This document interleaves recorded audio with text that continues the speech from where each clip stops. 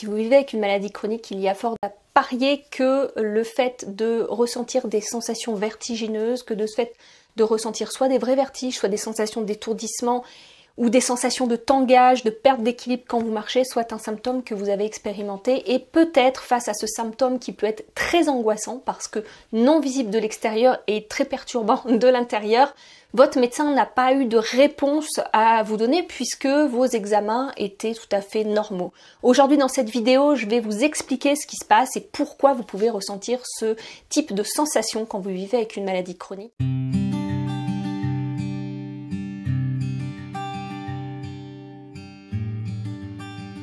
Bonjour à tous, je suis ravie de vous retrouver pour cette nouvelle vidéo qui, pour une fois, va porter sur un symptôme. Alors, c'est pas du tout l'objectif de ma chaîne d'habitude parce que je ne parle pas de symptômes en particulier, mais plus de comment s'aider face aux difficultés qu'on rencontre avec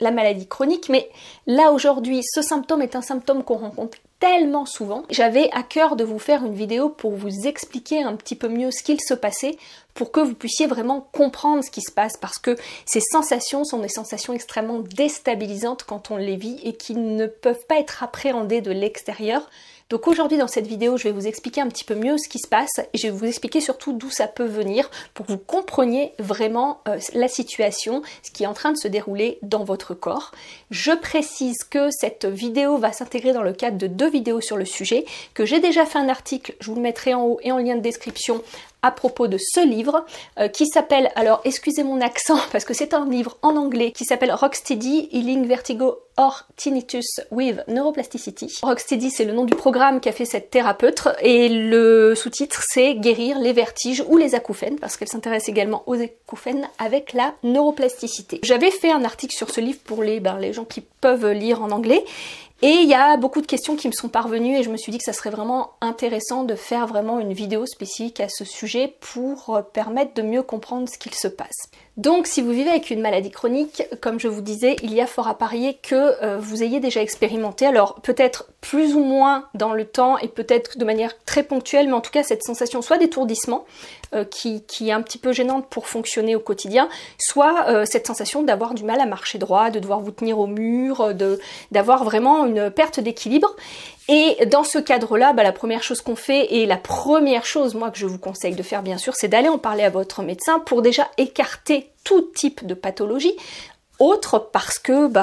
les vertiges, c'est un symptôme qu'on retrouve dans plein de pathologies. Ça peut être des pathologies, des problèmes neurologiques, donc il est important, si ça persiste en effet, de faire un IRM, et je pense que le médecin vous le conseillera pour vraiment écarter tout problème à ce niveau-là. Ça peut être lié à un problème cardiaque, ça peut être un problème pulmonaire, respiratoire, ça peut être lié à plein de pathologies, ça peut être lié à un problème de foie, ça peut être lié tout simplement à une anémie, donc voilà. La première chose vraiment, c'est d'aller voir votre médecin et de voir si après la batterie d'examen, tout va bien, tout type de pathologie peut être écarté. Deuxième chose, si vous avez des vertiges, vraiment des vertiges rotatoires, c'est-à-dire que l'impression que toute la pièce tourne autour de vous, à ce moment-là, je pense que votre médecin, si vous lui avez parlé de ça, vous aura envoyé vers un ORL spécialisé qui vous aura fait des examens de l'oreille interne pour voir si vos oreilles internes fonctionnent bien toutes les deux et s'il n'y a pas de problématique à ce niveau-là. Donc aujourd'hui, moi j'ai plus envie d'aborder avec vous le cas où vous avez été voir votre médecin, tout type de pathologie vraiment liée, pouvant entraîner des vertiges ayant été exclus, vous continuez à avoir ces sensations de déséquilibre, peut-être même des petits vertiges rotatoires de temps en temps sans qu'on ait mis de mots dessus, sans que ce soit la maladie de Ménière ou une autre pathologie. Et le médecin vous a dit qu'il fallait vivre avec et vous ne savez pas vraiment d'où ça vient et c'est extrêmement angoissant de vivre ça. Donc qu'est-ce qu'il se passe au final dans votre corps si c'est ce qui vous arrive? Alors pour comprendre ce qu'il se passe, il faut déjà que je vous explique comment se fait l'équilibre. Globalement, votre équilibre c'est relativement simple, enfin simple mais compliqué. En fait, vous avez 3 entrées principales pour faire votre équilibre. C'est-à-dire que votre cerveau va capter, alors c'est très schématique, hein, c'est très simplifié aussi, s'il y a des spécialistes, désolé, hein, je ne rentre pas dans les détails, ça va être vraiment très basique, mais vous avez 3 types d'entrées sensorielles qui vont donner de l'information à votre cerveau pour que vous puissiez savoir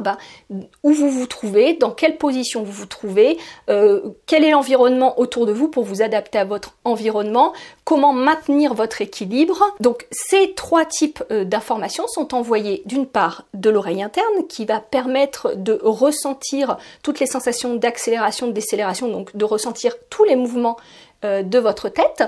qui va pouvoir permettre de sentir où votre tête se trouve dans l'espace. Vous avez les informations qui proviennent des yeux, qui vont permettre de savoir comment vous évoluez dans l'environnement et comment garder votre équilibre dans l'environnement dans lequel vous évoluez. Et vous avez des informations qui proviennent de ce qu'on appelle la proprioception, c'est-à-dire qui proviennent de tous vos muscles, tous vos tendons, tous vos articulations, qui non-stop envoient plein d'informations à votre cerveau. Alors plus précisément, ça va être le cervelet qui va être chargé comme ça de coordonner toutes ces informations et de pouvoir réadapter la position justement de vos muscles, de vos tendons pour toujours garder votre équilibre. Mais ce qu'il faut retenir, c'est que le cerveau va faire ce travail de réception de toutes ces informations qui proviennent donc des yeux, de l'oreille interne et de toute la proprioception de votre corps pour pouvoir dire voilà, cette personne est dans cette situation, elle est dans cette position, sa tête est dans cette position, actuellement elle est en train de marcher, actuellement elle est immobile, voilà ce qui est en train de se passer et de pouvoir renvoyer de l'info pour justement rééquilibrer votre corps pour que vous soyez toujours en équilibre et que tout ça se fasse de manière totalement inconsciente et automatique. Et que se passe-t-il quand vous ressentez ces sensations de vertige, d'étourdissement, d'instabilité? Enfin voilà, chacun mettra des mots différents et ça recouvre un peu des choses différentes, mais j'englobe tout pour que ce soit plus simple pour vous de comprendre. C'est que tout simplement, à un moment donné, votre cerveau a reçu des informations, il les a mixées et dans toutes ces informations, il a défini qu'il y avait quelque chose qui n'était pas logique. Il a défini qu'il y avait un problème et il vous envoie comme un petit signal d'alarme qui a pour but de vous alerter, d'alerter votre conscience et de vous dire là il y a un souci, il y a quelque chose qui mixe pas, ce que m'envoient les yeux, ce que m'envoie chaque oreille, ce que m'envoie la proprioception ne va pas dans le même sens et normalement votre cerveau fait en temps réel, si vous voulez, des ajustements de tous ces filtres pour savoir quelle info prioritaire il va prendre en compte. Je prends un exemple, quand vous êtes dans la voiture, les infos qui sont envoyées par votre proprioception, excusez-moi, disent que vous êtes immobile, vos yeux voient le mouvement dans la voiture et vos oreilles sentent que votre tête ne bouge pas forcément mais qu'il y a une accélération, une décélération ou un ralentissement qui se fait. Et du coup, à ce moment-là, votre cerveau fait le choix de prendre en compte certaines informations au détriment d'autres pour pouvoir continuer à fonctionner. C'est pour ça que certaines personnes sont malades en voiture plus jeunes, jusqu'au moment où le cerveau a finalement bien câblé les filtres pour comprendre ce qui se passe quand vous êtes dans une voiture et vous n'êtes plus malade après, ou certains restent malheureusement malades une partie de leur vie, mais voyez un peu l'idée. Normalement, votre cerveau, quand tout va bien, il est capable de filtrer cette information, il est capable d'éteindre finalement les messages d'erreur. Je prends un exemple, quelqu'un qui aurait perdu, je prends mon exemple, quelqu'un qui aurait perdu comme moi une partie qui aurait une oreille, une des deux oreilles qui a un fonctionnement un petit peu anarchique, au bout d'un moment, le cerveau va dire ok, je ne prends plus forcément en compte les infos de l'oreille, ou moins en compte les infos de l'oreille, et je vais me baser sur mes yeux pour faire mon équilibre. En général, les personnes ne se rendent même pas compte quand il y a des infos qui sont comme ça illogiques parce que le cerveau fait son travail. Mais que se passe-t-il quand vous vivez avec une maladie chronique? Tout simplement, il se passe plusieurs phénomènes. Le premier phénomène, c'est que votre cerveau va peut-être moins bien faire son travail de filtre parce que tout simplement, il aura énormément de choses à gérer et comme j'ai pu vous le dire dans plein de vidéos, votre cerveau va être toujours un petit peu en dehors de ses capacités, va avoir du mal finalement à gérer l'équilibre. On appelle ça la neuromodulation, c'est-à-dire que tout le temps votre cerveau est en train de moduler de manière le plus juste possible l'ensemble des informations qui arrivent de vos sens, qui proviennent de l'environnement, et il sait très bien moduler pour dire qu'est-ce qui est important, qu'est-ce qui ne l'est pas. Et à un moment donné, quand on est malade, le souci c'est que ce filtre-là, parce que votre corps est dépassé, parce que le cerveau est dépassé, commence à connaître quelques petits ratés, parce que le système nerveux est complètement dépassé. C'est ce que je vous avais expliqué qui se passe dans l'hypersensibilité sensorielle, c'est qu'à un moment donné les filtres fonctionnent moins bien, et c'est ce qui peut se passer également pour les vertiges. Donc ça c'est une des premières choses qui peut arriver et qui explique que ces sensations-là sont intermittentes, c'est-à-dire un jour où vous vous sentirez mieux, vous ne les sentirez pas forcément. Un jour où vous serez fatigué, elles reviendront plus facilement parce que votre cerveau aura plus de mal à filtrer. La deuxième chose qui peut se passer, alors je vous le découpe mais tout peut se passer en même temps, hein. La deuxième explication possible, c'est que le fait d'avoir des problèmes de santé a un retentissement, bien sûr, sur le fonctionnement de votre corps, un retentissement sur d'autres systèmes et un retentissement également sur l'oxygénation de votre corps et sur la capacité qu'a votre corps à bien utiliser l'oxygène qui est disponible.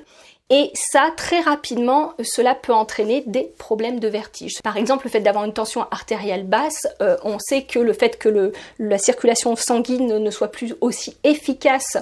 pour amener le sang au cerveau va entraîner certaines sensations d'étourdissement ou de vertige. De la même manière, l'hypertension peut en entraîner aussi.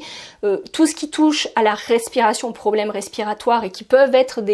découlés de certaines problématiques de santé que vous avez, va également impacter cette sensation d'étourdissement, certaines sensations vertigineuses. Quand on a des problèmes comme ça liés à la circulation sanguine, c'est quelque chose qu'on peut rencontrer assez rapidement. Troisième chose, je vous en avais parlé tout à l'heure, tout ce qui touche au stress. Et là, j'ai pas mal de gens qui m'ont posé des questions suite à mon article de savoir si le stress pouvait créer des vertiges. Alors, je vous dirais en tant que tel, c'est pas directement le stress qui crée le vertige, mais que le stress va impacter votre système nerveux, va déjà activer votre physiologie du stress, et quand vous activez votre physiologie du stress, votre circulation sanguine fonctionne différemment, l'oxygénation de vos cellules, de vos tissus, de votre cerveau est différente également, et forcément, ça peut dans ce cadre-là entraîner des vertiges. Et de la même manière, comme je vous disais tout à l'heure, le stress va être quelque chose qui va perturber la neuromodulation de votre cerveau, qui va être un petit peu moins efficace, et du coup qui peut entraîner ces sensations vertigineuses. Donc ce n'est pas forcément le stress directement qui est problématique, mais c'est votre incapacité, on va dire temporaire, liée au fait que vous vivez avec une maladie chronique, de gérer ce stress qui va être vraiment problématique. Enfin, tout ce qui va être problématique liée à votre pathologie, que ce soit le fait, comme je vous disais tout à l'heure, que votre maladie va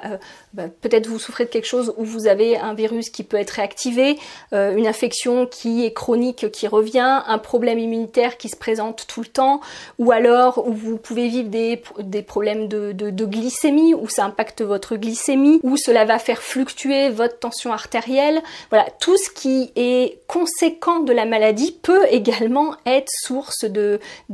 perturbation pour votre équilibre, peut être source de perturbation par le fait que ça va changer finalement l'oxygénation de vos tissus, l'oxygénation de votre cerveau, et que ça va également impacter quelquefois la neuromodulation de votre cerveau. Et enfin, je le rajoute parce qu'on m'a posé une question là-dessus, tout ce qui est hormonal, principalement chez les femmes. Alors vous l'avez peut-être remarqué, vous pouvez avoir des sensations vertigineuses à certaines périodes de votre cycle, ou pour les femmes enceintes, on est plus sujette quand on est enceinte à ressentir ces sensations vertigineuses. Alors là, de la même manière, hein, tout simplement, les hormones vont perturber également le fonctionnement de notre circulation sanguine, la tension artérielle, etc., etc. Et bien sûr, ça peut avoir un impact sur les sensations vertigineuses. Donc je précise que là j'ai mixé un petit peu toutes les problématiques de vertige. En fait j'ai mixé tous ces différents types de sensations parce que pour moi c'est des troubles de l'équilibre qui sont problématiques dans tous les cas. Alors on est d'accord que les vertiges rotatoires sont beaucoup plus problématiques parce que vous ne pouvez plus bouger, mais je voulais vraiment vous sensibiliser au fait de comment fonctionne votre équilibre et de ce qui peut impacter votre équilibre, parce que dans la prochaine vidéo, je vous expliquerai un petit peu plus en détail comment vous pouvez justement ne pas rentrer dans ce cycle de stress et de panique qu'on a quand on vit ces sensations-là, puisqu'elles ne se voient pas de l'extérieur, elles ne sont pas toujours comprises par le milieu médical et prises en compte, et alors que c'est extrêmement invalidant au quotidien parce que ça demande énormément d'énergie, même sans en avoir conscience,